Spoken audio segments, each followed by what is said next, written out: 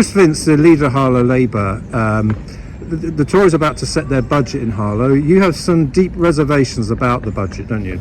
Yeah, absolutely. I mean, we're obviously, as I've said to you before, we're now 9 months into the new Tory administration. You know, they promised before the election they were going to lower council tax. We're still waiting. You know, the question I would be asking, when they come to set the budget is, is a Harlow resident going to get a rebate for this time that we've waited for this council tax decrease? But I've also said, I think it's actually, highly irresponsible of them to be doing this at a time when obviously, local council finances are strapped. We've seen a huge cut from central government in local authority financing, and also it's a time when ultimately the people of Harlow won't actually see that decrease, because we saw yesterday that Essex County Council, Conservative run Essex County Council, many four Harlow district councillors, Conservative councillors sit on Essex County Council as well. They're putting their council tax element up by 5%, which is going to really hit families in Harlow a huge amount. And actually, we know that only 15% of council tax goes to Harlow District Council. The majority of it will go to Essex County Council, the Conservative-led Essex County Council, and the Conservative Police, Fire and Crime Commissioner, who has also hinted that he's going to put it up. So we are going to see, once again, families in Harlow being hit by council tax rise, and actually, what the local Conservatives going to do is going to make very, very little difference. But it will make a difference. Sorry, Michael. It will make a big difference to the finances of the council. I'm very concerned, over the period of their time in office, what effect that's going to have on council finances. So talking about Harlow first, so see the reality, they might want to reduce their part of the council tax, but there's going to be a price to pay. You can run, but you can't hide from certain economic realities. Absolutely, and I saw the interview that you did with the leader of the Conservative group on Harlow Council, and he spoke about this buzz phrase they use of being commercially savvy, but he wasn't very clear about what that actually meant. He spoke about shared services with other councils. We all do that, as you will be aware, with the audit department in the council. But does that mean cuts to staffing, for example?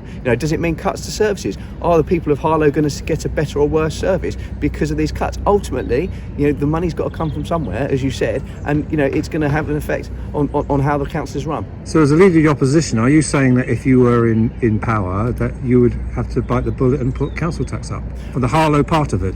Well, we said when we were in office that we would put it up by 2% in line with inflation. That's something that we did most years. We didn't do it every year. We were able to freeze it one year, but the reason we've had to do that is because actually the funding that local authorities get from central government has been slashed over the past 12 years, and actually councils are struggling for finances. When we talk about maintaining Harlow, looking after residents in Harlow, you need money to do that. We were very shrewd in setting up HTS and bringing those services back in house, so it did mean we were able to put more of the profit, put the profit back into our towns, to the people of Harlow. But ultimately, if you make these cuts, which ultimately the people of Harlow aren't going to see on their council tax bill, their council tax bill is still going to go up, but it's going to have a huge effect, as I say, on the finances of Harlow District Council.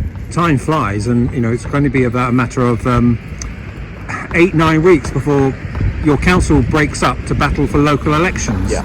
So you think the cost of living and all those issues that we've just talked about and others are going to be the issues on the doorstep?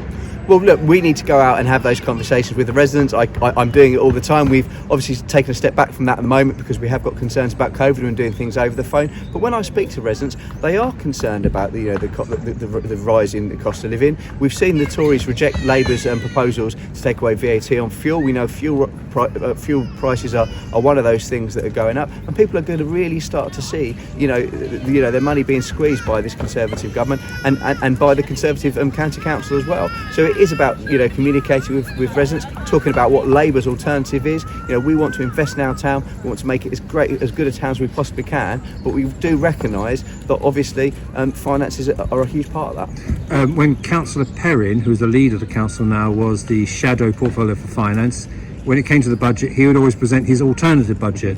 Is that something that your Labour group are going to do? Absolutely. Well, we will be doing that. We need to see what their budget is first and see what they're going to do, because going back to that, the discussion about council tax, the money that they're going to save has got to come from somewhere, and we need to see where that's going to be. There are members of my group that are very concerned. Does that mean privatisation of services? Does that mean cutting services like Pets Corner? Councillor Perrin says no, but it's got to come from somewhere. So it'll obviously, our alternative budget will obviously we need to see their budget first, but we'll be offering an alternative budget that actually does what we can to invest in Harlow, protect vital services and ensure that the long-term financial stability of Harlow Council moving forward.